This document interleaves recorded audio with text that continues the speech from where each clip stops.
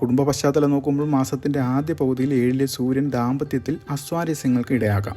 മാസത്തിൻ്റെ രണ്ടാം പകുതിയിൽ സൂര്യൻ 8-ലേക്ക് മാറുന്നത് കുടുംബപരമായ ചില വിഷമതകൾക്ക് കാരണമാവുകയും ചെയ്യും.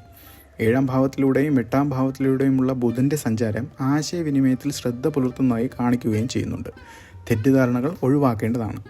വ്യാഴം 9-ാം ഭാവത്തിലേക്ക് മാറുന്നത് കുടുംബത്തിൽ ക്രമേണ സമാധാനവും സന്തോഷവും കൊണ്ടുവരും. മുതിർന്നവരുമായുള്ള ബന്ധം മെച്ചപ്പെടുകയും ചെയ്യും. പ്രണയജീവിതമായി നോക്കുമ്പോൾ പ്രണയബന്ധങ്ങളിൽ ഈ മാസം ചില ഏറ്റക്കുറച്ചിലുകൾ ഉണ്ടാകാനിടയുണ്ട്. 7-ലെയും 8-ലെയും സൂര്യൻ, ബുധൻ എന്നിവരുടെ സഞ്ചാരം ബന്ധങ്ങളിൽ തെറ്റിദ്ധാരണകൾക്ക് ഇടയാക്കാം.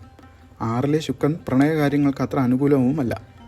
വ്യാഴത്തിൻ്റെ ഭാഗ്യസ്ഥാനത്തേക്കുള്ള മാറ്റം പ്രണയബന്ധങ്ങളിൽ പുരോഗതി കൊണ്ടുവരാനും അനുയോജ്യമായ പങ്കാളിയെ കണ്ടെത്താനും സഹായിക്കാനും ഇടയുണ്ട്. വിദ്യാഭ്യാസപരമായി നോക്കുമ്പോൾ വിദ്യാർത്ഥികൾക്ക് ഈ മാസം പൊതുവെ അനുകൂലമാണ്. വ്യാഴം 9-ാം ഭാവത്തിലേക്ക് മാറുന്നത് പഠനത്തിൽ മികച്ച വിജയം നേടാനും പുതിയ വിഷയങ്ങൾ പഠിക്കാനും അവസരം നൽകുകയും ചെയ്യും.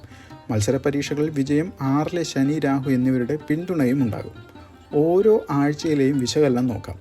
1-ാം ആഴ്ച മെയ് 1 മുതൽ 4 കഴിഞ്ഞതാണ്. അഷ്ടമ വ്യാഴം, 7-ലെ സൂര്യൻ എന്നിവ മൂലം മാസം വെല്ലുവിളിയോടെ ആരംഭിക്കും. പങ്കാളിത്തം, ആരോഗ്യം, സാമ്പത്തിക കാര്യങ്ങൾ എന്നിവയിൽ ശ്രദ്ധ ആവശ്യമായിരിക്കുന്നു.